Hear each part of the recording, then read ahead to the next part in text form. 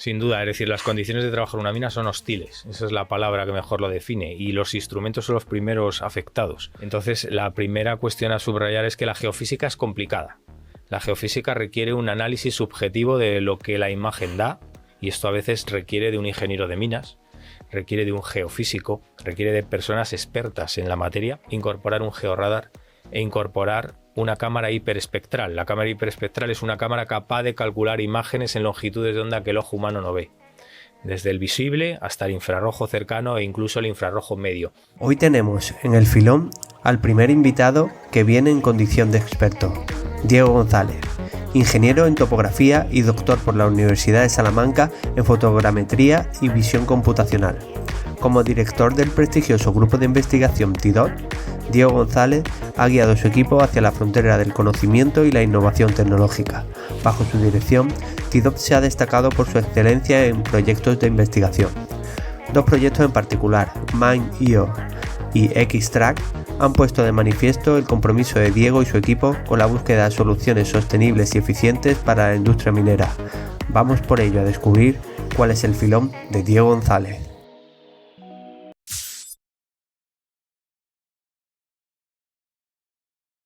Bienvenido, Diego. Te tengo que decir que eres pionero en el podcast porque eres el primer invitado que no eres ingeniero de minas, en este caso ingeniero de topografía y cartografía. Y además eres el primero que viene en concepto de experto, ¿no? Los anteriores podcasts se han enfocado más en una persona, en su experiencia, en sus logros. Y este es otro tipo de episodio que hacemos en el filón, en el que nos centramos en un tema, traemos un experto y hablamos sobre una temática. He elegido la temática de la tecnología y de la tecnología aplicada a la minería porque creo que es súper interesante, además es fundamental de cara al futuro. Y para eso te traemos a ti, que en este caso eres doctorado y aparte de doctorado eres el director del grupo TIDOT de la Universidad de Salamanca, que es el grupo de investigación TIDOT. Muy bien, pues José Luis, en primer lugar daros las gracias por invitarme a estar aquí en Sevilla con vosotros en este podcast. Somos un grupo de investigación muy numeroso, muy grande, el segundo grupo más grande de la universidad en ingeniería y sobre todo centrados en tecnologías de la información, que esto todo el mundo lo conoce, tecnologías que ya se están democratizando, como la inteligencia artificial, los satélites, los drones, tecnologías robotizadas, en definitiva. Y bueno, pues desde Ávila, siendo USAL, siendo Universidad de Salamanca, tratamos de aportar nuestro granito de arena en diferentes ámbitos y siempre tratando de aportar soluciones. Nos gusta decir que como investigadores, la mayor satisfacción, el mayor orgullo que puede tener un investigador es que lo que hagamos se use. Y a veces esto no es fácil en la investigación. Estamos muy acostumbrados a hacer investigación incluso de laboratorio, pero muchas veces esa investigación queda en un cajón, no se utiliza. Y bueno, yo creo que desde el grupo una de las señas de identidad que tiene el grupo es esa capacidad de verticalizar y de hacer útiles soluciones en diferentes ámbitos. Hoy nos trae aquí el tema de la minería, pero bueno, me gustaría subrayar que el grupo se caracteriza por aportar valor en ámbitos muy diversos, ¿no? Que van desde la seguridad, las energías renovables, los satélites e incluso la salud, ¿no? Pero bueno, hoy nos trae aquí el tema de la minería. Pues realmente el podcast tocaremos también temas de energía y de aguas, que por lo que me comentabas antes hablando, que también tocáis mucho tema de agua y de energía. Pues es posible que te traigamos más de una vez. Si estás por Sevilla, aprovecharé para que te vengas al podcast. Pero bueno, centrándonos en el sector de la minería, el grupo de investigación tiene dos proyectos, ¿no? El proyecto MINE-IO y el proyecto Xtrack, ¿no? ¿Podrías explicar un poco de qué van, de qué tratan? Lo primero decir que bueno, tener dos proyectos en H2020 en Europa, en la Champions League de los proyectos, no es para nada sencillo. El haber conseguido además dos de minería, el grupo actualmente tiene más de 7 proyectos ya en paralelo en Europa, pero de minería 2. Esto pues nos supone estar en la pole position ahora mismo de lo que Europa está demandando en el sector de la minería, en todas y cada una de las fases que la minería pueda tener. Y bueno, pues es un orgullo el que hayamos conseguido con éxito financiación. Estamos hablando además de financiación importante que llega a los grupos de investigación y que nos permite tener oxígeno durante pues por lo menos 4 años. Pues esto es una realidad, es una evidencia, ¿no? El proyecto STRAD, el proyecto Mineio representan esa realidad y están para resolver un problema que Europa nos ha dicho que tenemos que resolver en torno a la minería. Es minimizar las emisiones de contaminantes, estar alineados con los objetivos de desarrollo sostenible que tanto suenan siempre en los medios de comunicación, y al mismo tiempo ser capaces de ser autosuficientes. Esto es otra de los puntos que ha subrayado Bruselas, y es que como continente que somos, cuando Europa además da dinero para hacer proyectos europeos, los da porque la necesidad que se pone encima de la mesa no es una necesidad de España o es una necesidad de Andalucía, es una necesidad de Europa, ¿no? Y en este caso el tema de la minería interesa mucho en estos 2 pilares que estoy comentando, el de minimizar las emisiones, el de ser menos contaminantes y el de ser autosuficientes, el no tener que depender de otros países para traer esos minerales. Y con esos 2 objetivos hemos planteado ambos proyectos, cada uno con sus peculiaridades, y bueno, han sido financiados, lo cual significa y evidencia que bueno, pues se han planteado ideas que han llamado la atención a Europa. ¿En qué se diferencian ambos proyectos?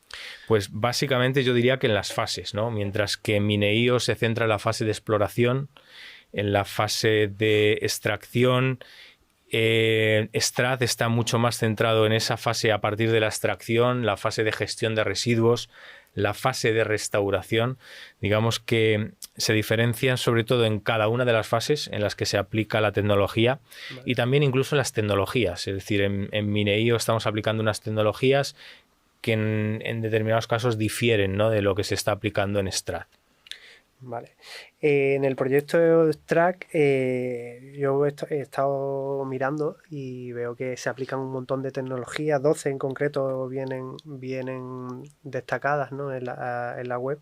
A mí me han llamado especialmente la atención, las tengo que leer porque no me las he aprendido de memoria, la evaluación de la ley de mineral en tiempo real a partir del monitoreo de la perforación.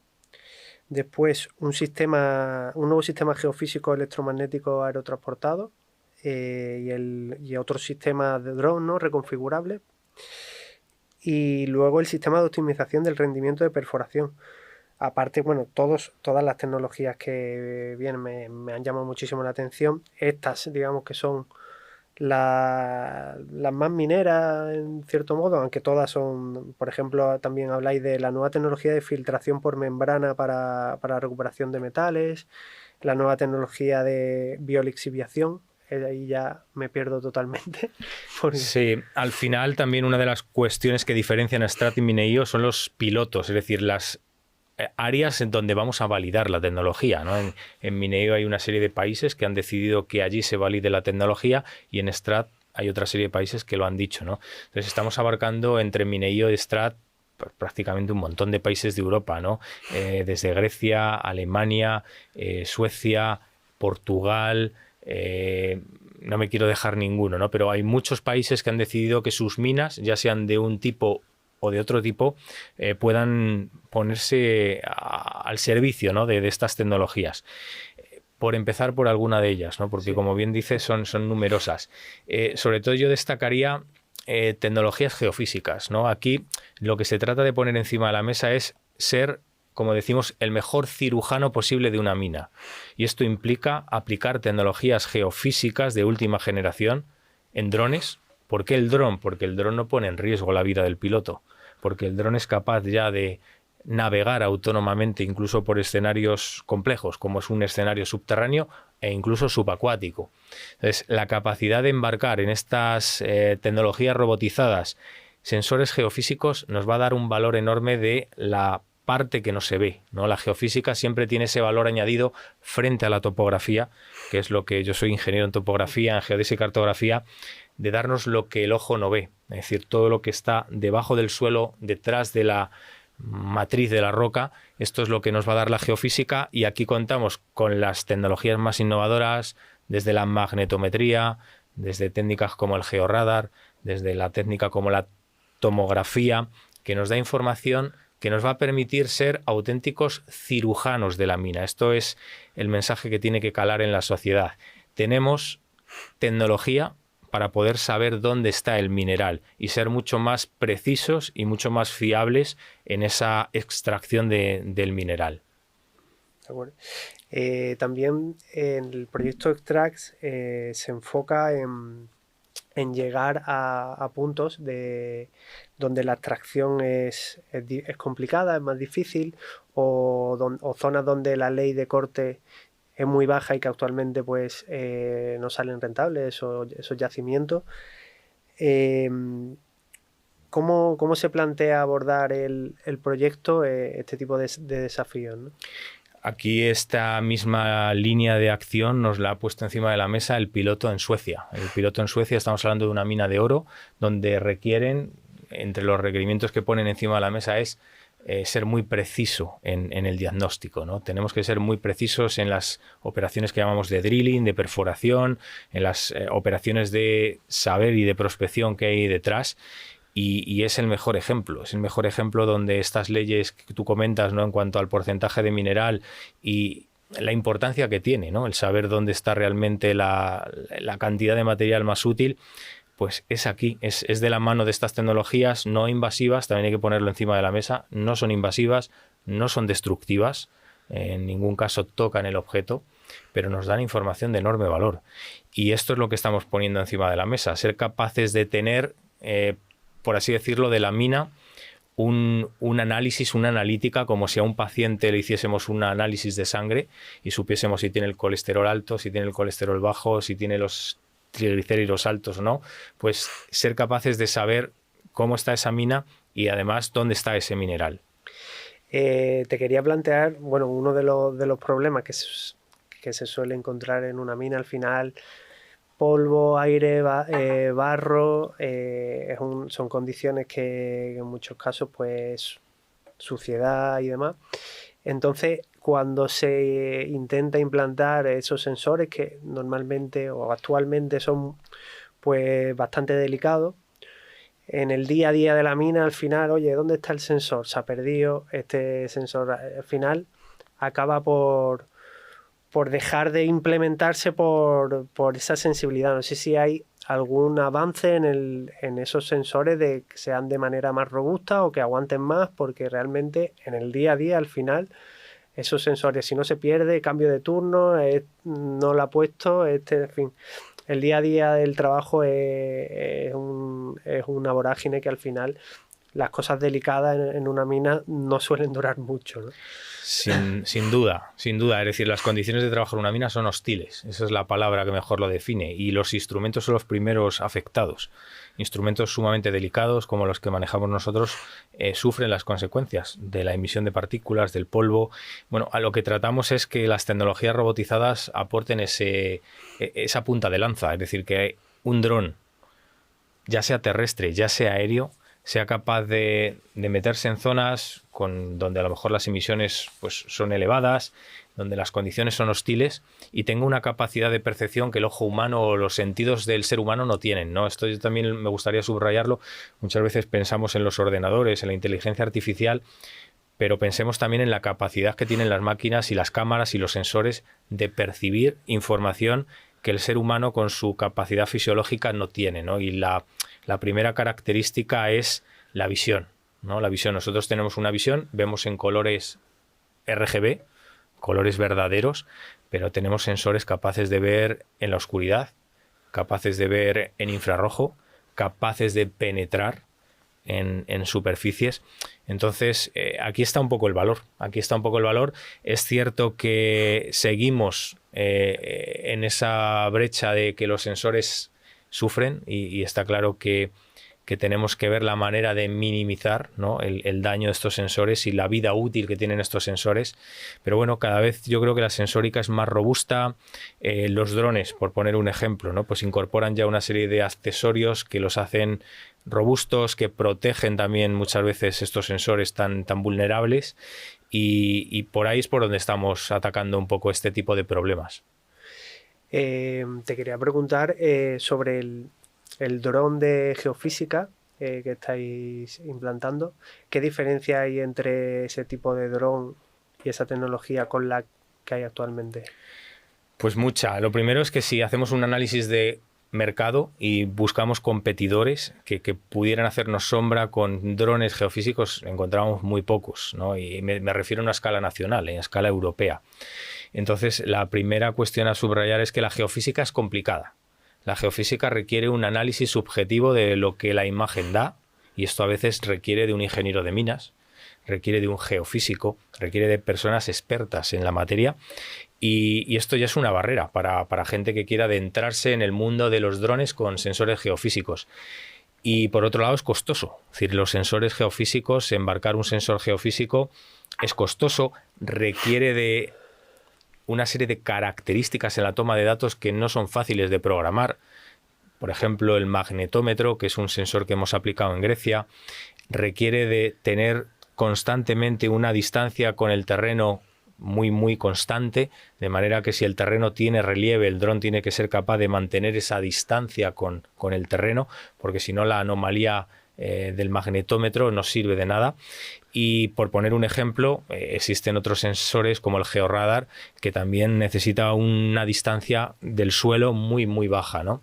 Entonces yo subrayaría el coste de estos sensores, la complejidad de procesar estos datos y también la complejidad de ensamblar esto en un dron. Es decir, no es tan sencillo ensamblar una cámara o un láser, que estamos muy acostumbrados a verlo en cualquier evento publicitario, que ya con los drones se han democratizado a ver un sensor geofísico, ¿no? Esto yo subrayaría que son los ingredientes que más diferencia tienen con respecto a lo que nos encontramos hoy en día. Y en cuanto al dron reconfigurable. Reconfigurable, buena pregunta. El dron reconfigurable surge de una empresa que está en el consorcio, que es griega, se llama Axeligence, que plantea algo muy interesante, y es si nosotros tenemos aplicaciones en minería donde las necesidades son diferentes, y pongo un ejemplo muy sencillo, un escenario subterráneo, una galería subterránea, son condiciones totalmente diferentes a una mina de cielo abierto.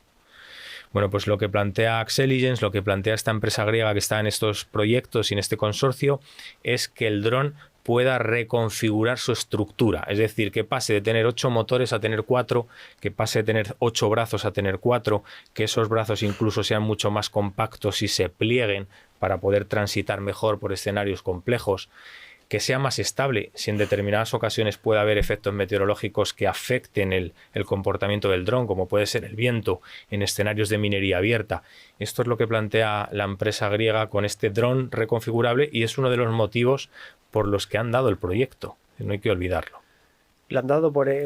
Una de las señas de identidad del proyecto, tanto en Mineio como en Extract, es el dron reconfigurable. Es la capacidad de yo tengo un dron, pero este dron lo puedo adaptar de una forma anfibia al terreno, al territorio, ¿no? Es como, bueno, pues la película esta de los Transformers, ¿no? Que se transforman y de un coche sale un robot o viceversa, ¿no? Pues aquí somos capaces con un dron de 8 motores pasar a un dron de 4, pasar a un dron más compacto, a un dron más amplio en diámetro, y todo esto está pensado para adaptarse.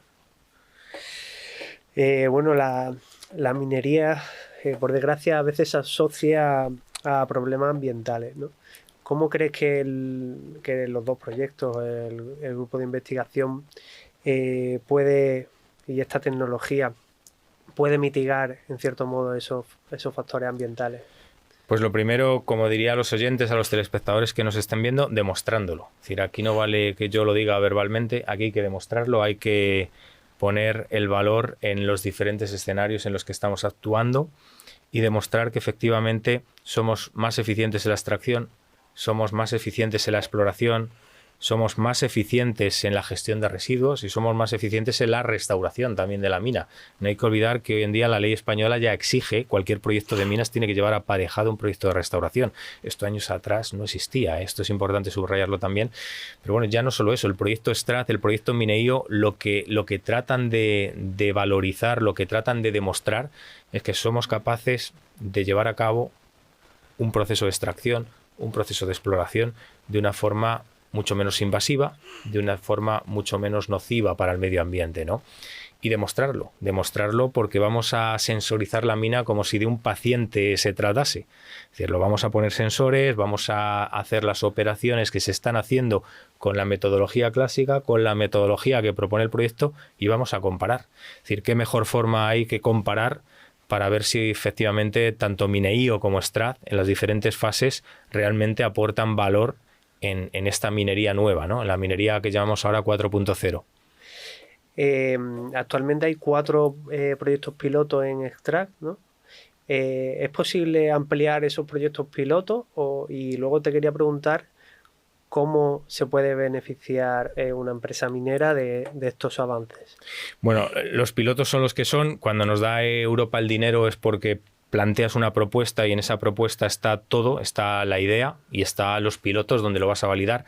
No ha lugar a que podamos, digamos, incorporar, ¿no?, nuevos escenarios, pero lo que sí está claro es que el proyecto tiene un objetivo y es que haya usuarios finales. Y estos usuarios finales son empresas, son usuarios finales que demandan, oye, ¿cómo funciona esta tecnología? Nosotros estamos interesados en ese sensor geofísico o estamos interesados en esa tecnología biológica, ¿no?, que realmente aporta valor en la fase de procesamiento de los minerales.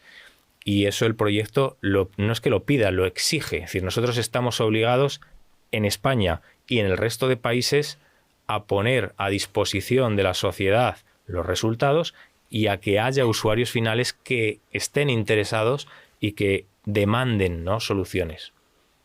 ¿En qué fase está el proyecto Extract? O sea, ¿en cuánto tiempo, digamos, las empresas pueden empezar a beneficiarse de...? Pues hay van a 2 ritmos diferentes. En Mineío es más antiguo, Mineío ya cuenta con 2 años de vida, ya hemos tenido la oportunidad de estar en las primeras minas haciendo ensayos con diferentes sensores, podemos hablar ahora de ellos en detalle, y Strath acaba casi de arrancar, ¿no? En Strath hay que subrayar que la Universidad de Salamanca y el grupo que dirijo lidera algo que va a ser novedoso, es una gran plataforma para gestionar estas minas, estos pilotos, que busca un poco ser referente. Es decir, preguntabas antes por el futuro, los siguientes pasos. Bueno, pues lo que quiere hacer la USAL, la Universidad de Salamanca, es desarrollar una plataforma geoespacial donde se ejemplifique en estos pilotos que Strath tiene en Suecia, en Portugal, en Grecia, en Alemania, qué es capaz de hacer esta tecnología, cuáles son las necesidades que esas minas han dicho, oye, yo tengo esta necesidad.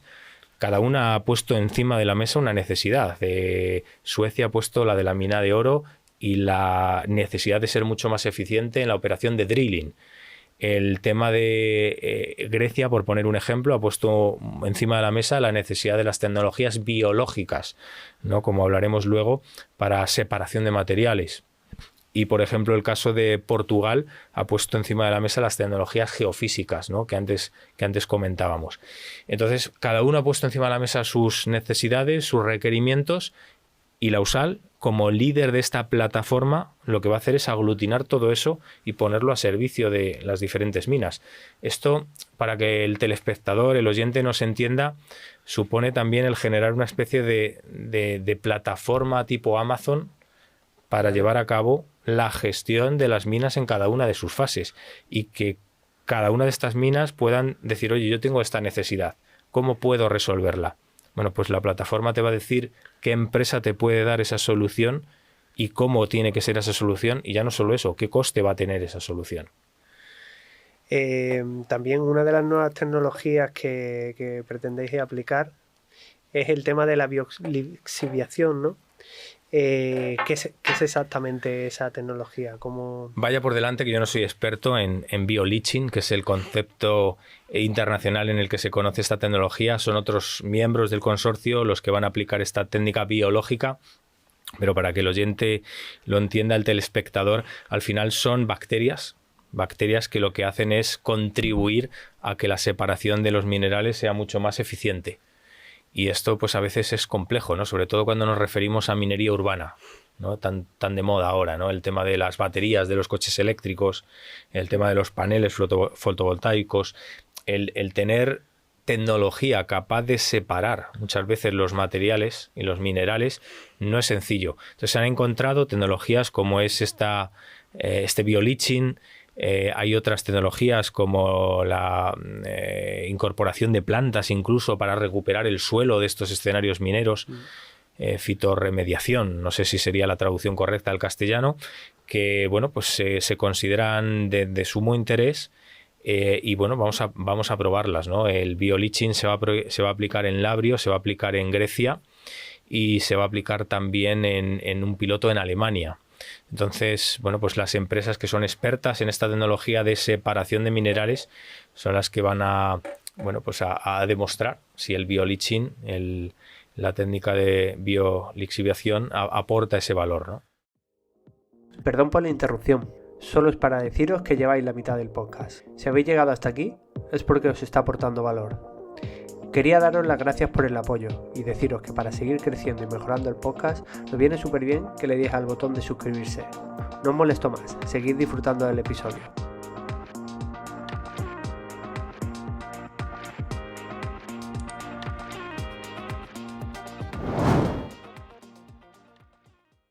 Bueno, Diego, ahora te voy a preguntar un poco más por el proyecto MinIO. En Grecia habéis validado ya, ¿no? Mucho de estas tecnologías. En Grecia hay una preocupación enorme por una de las fases de la minería, que es la gestión de residuos.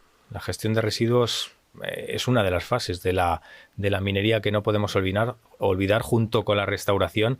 Y Labrio, que está al sur de Atenas, ha puesto de manifiesto su preocupación en una minería de un yacimiento de plata y bueno, pues la gestión de una serie de residuos, de materiales, de metales pesados que allí se generan, y ha sido objeto, ¿no? Ha sido objeto de poner en valor la tecnología de MinIO. Y bueno, pues lo hemos hecho recientemente, estamos todavía procesando la información que allí se ha capturado. Y también, para que el oyente y el telespectador se haga la idea, hemos llevado toda la última tecnología, ¿no? El yacimiento de Labrio en Grecia es complejo porque combina una parte soterrada, una parte que es una galería donde hay residuos, y luego combina una parte de cielo abierto donde también hay un depósito que interesaba mucho analizar, ¿no? Y aquí se ha decidido combinar las tecnologías más innovadoras, y las tecnologías más innovadoras son un dron capaz de escanear en 3 dimensiones, como si de una radiografía del cuerpo humano se refiriese toda la mina. Imaginémonos un dron sobrevolando y dándonos esa radiografía tridimensional con propiedades métricas, poder medir cualquier superficie, cualquier volumen, cualquier distancia de un escenario, pero luego se ha conjugado con lo más disruptivo, ¿no? Que es meter un magnetómetro en ese dron capaz de darnos información de los metales que hay debajo del suelo, incorporar un georradar e incorporar una cámara hiperespectral. La cámara hiperespectral es una cámara capaz de calcular imágenes en longitudes de onda que el ojo humano no ve, desde el visible hasta el infrarrojo cercano e incluso el infrarrojo medio. Y esto tiene mucho valor para la clasificación de estos metales y de estos minerales. Todo esto se ha hecho en una campaña intensiva en Grecia, en Labrio. Y bueno, pues estamos procesando, como digo, los datos. Esperamos que los resultados además aporten mucho valor, porque están deseosos, ¿no?, de ver en qué estado se encuentran esos metales que están soterrados. Hay un depósito además que cuenta con esos metales soterrados. Si hay algún tipo de anomalía, si hay algún tipo de filtración. Todas estas tecnologías, como decía al inicio de la entrevista, son no invasivas, son no destructivas, son capaces de darnos información ya no solo de la superficie, sino del subsuelo. Y esto es lo que estamos poniendo en este proyecto encima de la mesa. Y además, el hacerlo con una tecnología robotizada, como es un dron, ¿qué ventajas tiene, ¿no? Se preguntará el telespectador. Abarcamos mucha más área. Somos capaces de movernos por un montón de hectáreas, por un montón de escenarios donde cualquier persona de forma manual, transitando manual, pues o bien tendría sus riesgos porque las condiciones no son óptimas, y además son zonas angostas, son zonas complejas. Este proyecto se enfoca está orientado a implantar la minería 4.0. ¿Qué es eso de la minería 4.0? Bueno, es un término que hemos acuñado un poco de la industria 4.0, igual que la industria sufrió diferentes revoluciones y ahora estamos en la 4ª revolución industrial. Pues bueno, quisimos también un poco jugar, ¿no?, con ese juego de palabras, hablar de esa minería 4.0. En definitiva, para que el oyente y el telespectador lo entienda, estamos hablando de ser capaces de digitalizar la mina. Pero digitalizar la mina, siempre que hablamos de digitalizar algo, la gente piensa que es hacerlo en 3D, ¿no? Y va más allá. Es decir, cuando hablamos de digitalizar algo es como si tú vas al médico, ¿no? Y si tú vas al médico, te pueden digitalizar porque te hacen una radiografía, te hacen una resonancia magnética, pero hay una cosa muy importante como paciente que eres, en ese ejemplo con la mina, y es la analítica. Tú necesitas hacerte un análisis de sangre, necesitas someterte a una serie de pruebas médicas que completen el diagnóstico global, ¿no? de tu estado. Y esto es lo que hacemos con la mina. Ese gemelo digital que hacemos con la mina no es solo digitalizarla con los drones, con el magnetómetro, con la geofísica, que también es sensorizarla, es poner sensores IoT robustos, capaces de darnos diferentes variables que interesen a la mina, dependiendo de la mina que sea, y que tengamos esas dos partes del gemelo digital. El gemelo digital siempre son dos cosas. El esqueleto está muy bien, es esa digitalización que hacemos con el láser, con el magnetómetro, con el georradar, pero luego las variables de la mina. ¿Cómo está desde el punto de vista cognitivo el paciente? ¿Tiene unas variables saludables? No. ¿Se pasan determinados umbrales? Porque consideramos que en algunos casos se pasan esos umbrales, y esto es lo que hacemos con ese gemelo digital. Eso es la minería 4.0. Es esa digitalización de un espacio tan hostil como puede ser una mina, con un claro objetivo, que nadie se engañe: ser más eficientes en todas y cada una de las fases y tener una cosa, capacidad predictiva, saber qué problemas puede tener la mina si hacemos determinadas operaciones. Y esto tiene mucho valor, porque somos capaces de simular cualquier operación y saber si comporta riesgo, saber qué consecuencias va a tener. Y esto es la minería 4.0. Yo que te quería preguntar al respecto, porque esa digitalización lo que produce es una cantidad de datos enorme, ¿no? Y por un lado, no sé si el sector está preparado para esa gestión de datos o está acostumbrado, ya sea a nivel técnico, pero también a nivel personal, ¿no? No sé qué tipo de perfiles va a necesitar en el futuro una mina para gestionar toda esa cantidad de información de la minería 4.0, porque supongo que los ingenieros de minas, pues en este caso como yo, tendrán que pivotar un poco hacia todas esas nuevas tecnologías y hacer conocimiento de los datos y de toda esa información, ¿no? Sin duda. Es decir, toda revolución tecnológica conlleva adaptación, resiliencia, y la minería pues es un ejemplo más de otros sectores, ¿no? que han sufrido quizás con mayor retraso que otras disciplinas esa digitalización, ¿no? La minería, como Europa ha puesto de manifiesto ahora, lo ha puesto encima de la mesa. Necesitamos, insisto, no solo ser más eficientes en nuestros yacimientos, sino ser autosuficientes. Para eso ha puesto dinero Europa y para eso se están dando estos proyectos, pero además necesitamos transmitir eso a la gente y que la gente se adapte a esta corriente tecnológica. En algunos casos el grupo es consciente de ello. Nos ha pasado en sectores como el sector rural, la agricultura, la ganadería.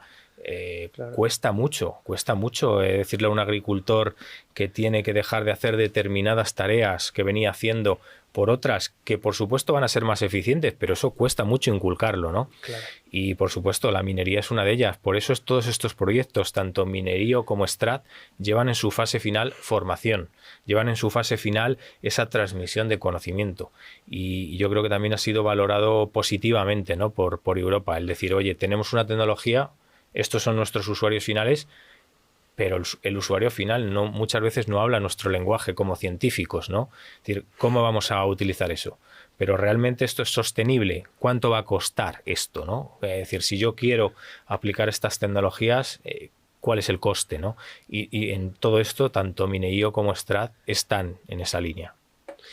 Te quería preguntar por el sistema, a ver si lo pronuncio bien, EDGE, y cómo puede afectar esto en este sistema en la minería del futuro.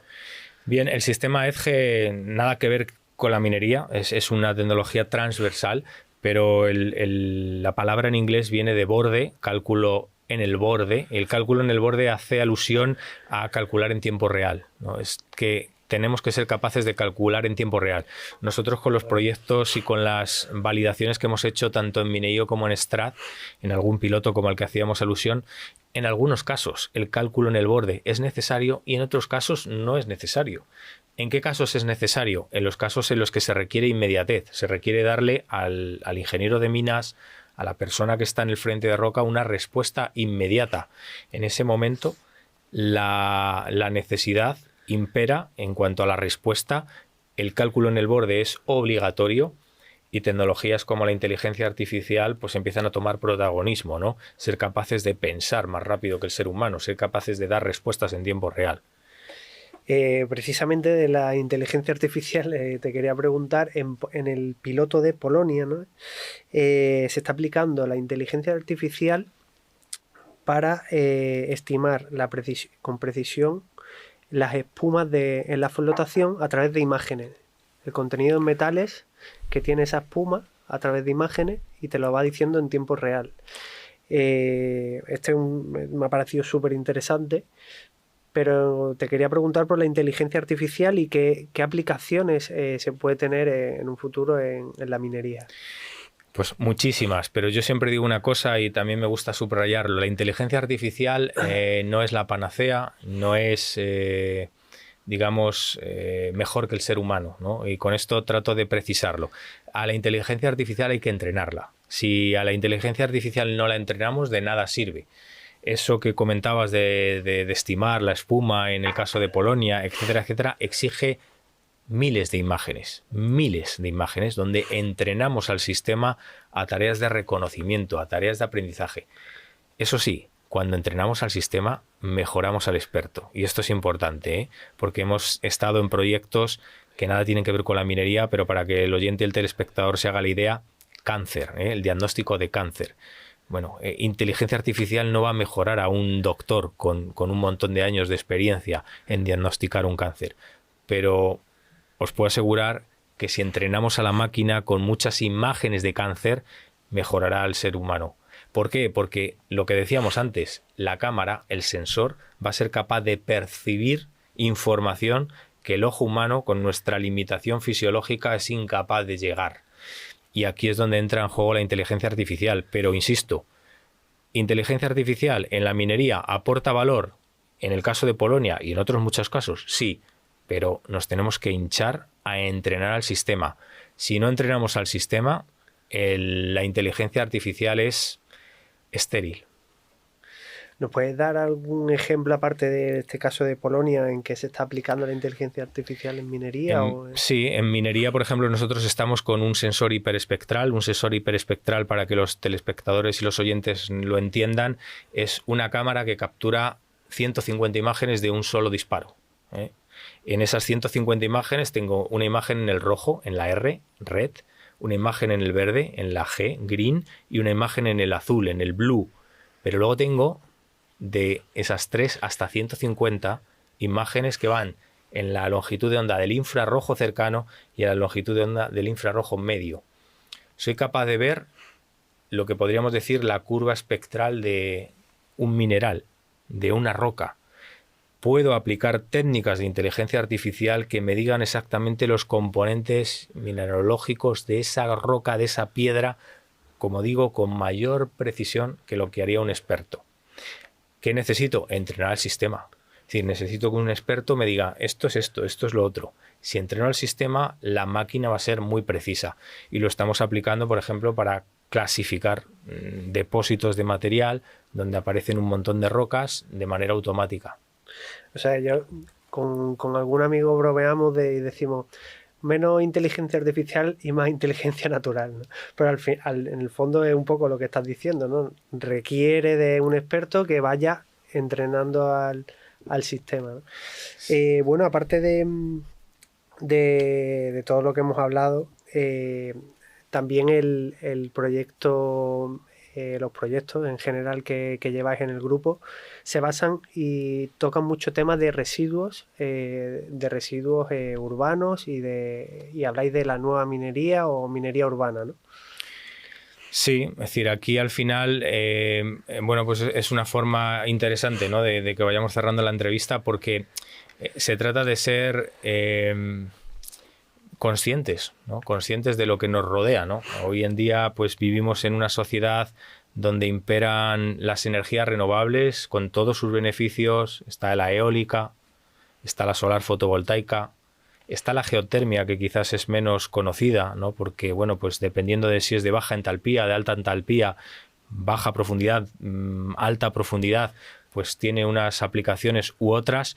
Está el hidrógeno verde, ¿no? Que es un vector energético que está pues generando, ¿no? Sobre todo mucho impacto en Europa y en particular en España. Se están buscando zonas potencialmente interesantes, ¿no? Para el hidrógeno verde. Andalucía, por ejemplo, es una zona que sale, ¿no? en ese mapa como una zona potencialmente candidata al hidrógeno verde. Pero todas estas energías renovables, los vehículos eléctricos, bueno, pues tienen una serie de minerales, tienen una serie de materiales que muchas veces olvidamos, ¿no? Olvidamos de dónde vienen estos minerales. ¿Vienen de España? ¿Vienen de Europa? ¿Vienen de África? ¿Y en qué condiciones se están llevando a cabo las extracciones de estos materiales? Pues muchas veces lamentables, ¿no? Si la gente mirase con el rabillo del ojo y viese en qué condiciones se está llevando a cabo la extracción de gran parte de los materiales que se utilizan, ¿no? en todos estos componentes tecnológicos de energías renovables, incluso de nuestros teléfonos móviles, tendríamos que ser un poco más realistas, ¿no? Menos hipócritas, ¿no? con lo que hacemos como sociedad avanzada. Entonces, la minería urbana plantea primero esto y plantea también qué vamos a hacer con todo esto. Esto son residuos que se generan. Las baterías generan residuos, los circuitos electrónicos generan residuos, las placas fotovoltaicas generan residuos. ¿Qué se va a hacer con esto? ¿Se tiene previsto aprovecharlos? No es sencillo aprovechar la separación de todos estos materiales, minerales. No es sencillo por lo que comentábamos antes, porque no hay una tecnología que automatice con un robot la separación, ¿no? Aquí entran las técnicas biológicas, aquí entran las técnicas hiperespectrales, las de reconocimiento. Y esto es lo que plantea la minería urbana, que puede ser la minería del futuro, porque es lo que nos va a esperar también en los próximos años, gestionar todos estos residuos que las grandes urbes van a generar. Y por supuesto que el grupo tiene el foco puesto en esta línea, la minería urbana, y por qué no la minería espacial, ¿no? Y la minería espacial, pues cada uno dice, bueno, pues ¿a qué hace alusión la minería espacial? Bueno, pues si hablamos de Elon Musk, ¿cuántos satélites ha puesto este señor en órbita en el espacio? No sé, leí hace poco la noticia, ¿no? No sé si eran 60.000, que está muy bien, porque esto al final es bueno, una aplicación, es novedoso. El GPS fue pionero con todo esto, los satélites meteorológicos, geoespaciales, nada que reprochar a la tecnología de los satélites, pero eso está ahí y eso caduca y hay que plantearse qué hacer con esa basura espacial, ¿no? Cómo reciclarla, cómo limpiarla, ¿no? Entonces, bueno, pues puestos a poner los siguientes pasos de la minería, pues este tipo de minería, sin duda que son retos muy novedosos. No me quiero dejar en el tintero un proyecto que también me ha llamado mucho la atención, que ya se me iba a olvidar. El robot, que creo que es en el piloto de Portugal, un robot subacuático que te hace una fotogrametría de galerías que estén inundadas, ¿no? Sí, siempre que hablamos de drones, hablamos de, o uno se le viene a la cabeza drones aéreos, ¿no? Siempre uno le dice dron, ¿te imaginas a un dron volando? Pues no, hay drones terrestres, porque a veces transitar por una zona de forma terrestre aporta valor frente a hacerlo con un punto de vista aéreo. Pues un caso pues puede ser el transitar por una zona de minas o en una zona donde hay contaminantes, pues interesa ir con un punto de vista por la tierra. Pero también hay drones acuáticos, y no solo acuáticos, que serían los que transitan por la superficie del agua, también los hay subacuáticos, los que se sumergen como un submarino, y el dron de Portugal es subacuático. Esto tiene muchos retos. El primero de ellos es capaz de guiar a un dron subacuático en un escenario donde el GPS no funciona. porque no es lo mismo tener un dron aéreo que tienes una señal y tú planificas un vuelo en un escenario subacuático donde la señal de GPS no va a funcionar. En un escenario hostil, porque tienes una capa de agua. Y la capa de agua genera una distorsión tanto desde el punto de vista fotográfico como desde el punto de vista del láser. Entonces, son muchos retos los que en este caso se han tratado de resolver y que se han hecho con éxito en una mina subacuática en Portugal. En este caso tampoco hemos tenido oportunidad de nosotros ser la voz cantante, ¿no?, de este escenario de Portugal, pero bueno, somos conocedores, ¿no?, de lo que están haciendo otros compañeros y otras empresas, y lo que diría es capacidad de escanear debajo del agua cualquier escenario, por muy complejo que sea, con sensores muy novedosos.